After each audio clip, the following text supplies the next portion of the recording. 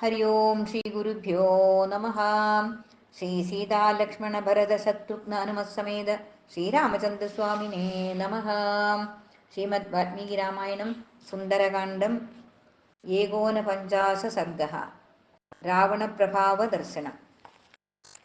ततः स कर्मणा तस्य विस्मितो भीमविक्रमः हनुमन् योषतां राक्षो रक्षो दिवमवैच्छता व्राजमानं महार्गेण काञ्चनेन विराजता मुक्ताजालावृतेनाथा मुहुडेन महाद्युतिं वज्रसंयोगसंयुक्तेर्महार्गमणिविग्रहैः हैमेराभरणैः चित्रैर्मनसेव प्रकल्पितैः महार्घक्षौमसंवीदं रक्तचन्दनरूषितं स्वनुलिप्तं विचित्राभिर्विविधाभिष्टभक्तिभिः विवृतेर्दर्शनीयैश्च रक्ताक्षैर्भीमदर्शनैः दीप्ततीक्ष्णमहादंश्रैः प्रलम्बदशनच्छदैः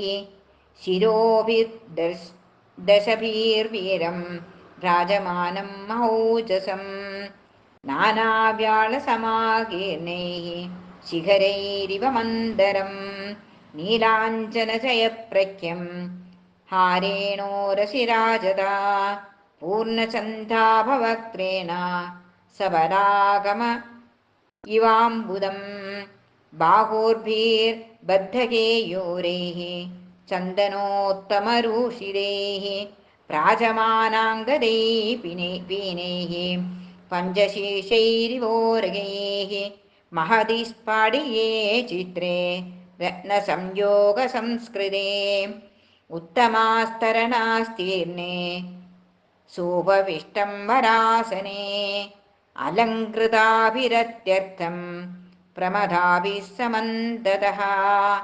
वालव्यजनहस्ताभिरारासमुपसेवितम् दुर्धरेण प्रहस्तेन महापार्श्वेन राक्षसा मन्त्रतत्त्वज्ञैर्निगुम्भेन च मन्त्रिणा सुखोपविष्टं रक्षोभिः चतुर्भिर्बलदर्पितैः कृष्णं परिवृतं लोकं चतुर्भिरिव सागरैः सजीवैर्मन्त्रतत्त्वज्ञैः अन्यैश्च शुभबुद्धिभिः अन्वास्यमानं रक्षोभिः सुरैरिव सुरेश्वरम् अपश्याद्राक्षसपदिं हनुमानदितेजसं विष्टितं मेरुशिखरे सतोऽयमिव तोयदं सतैः सम्पीड्यमानोऽपि रक्षोभिर्भीमविक्रमैः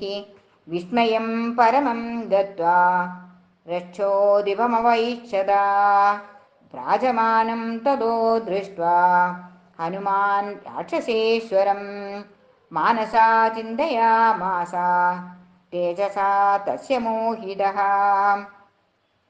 अहो रूपमहो धैर्यम् अहो सत्त्वमहो द्युतिः अहो राक्षसराजस्य सर्वलक्षणयुक्तदा यद्यधर्मो न बलवान् स्यादयं राक्षसेश्वरः स्यादयं सुरलोकस्य सशक्रस्याभिरक्षिता अस्य क्रूरे नृशंसैश्च कर्मभिर्लोककुत्सितैः सर्वे बिभ्यति खल्वस्मा लोका सामरदानवाः अयं ह्युत्सहते क्रुद्धः कर्तुमेकार्णवं जगत् इति चिन्तां बहुविधां मकरोन्मदिमान् हरिः दृष्ट्वा राक्षसराजस्य प्रभावममितदूचसः।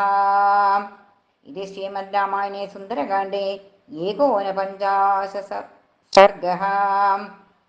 हरे राम राम राम हरे हरे हरे कृष्ण कृष्ण कृष्ण हरे हरे। सर्वं श्रीकृष्णार्पणमस्तु।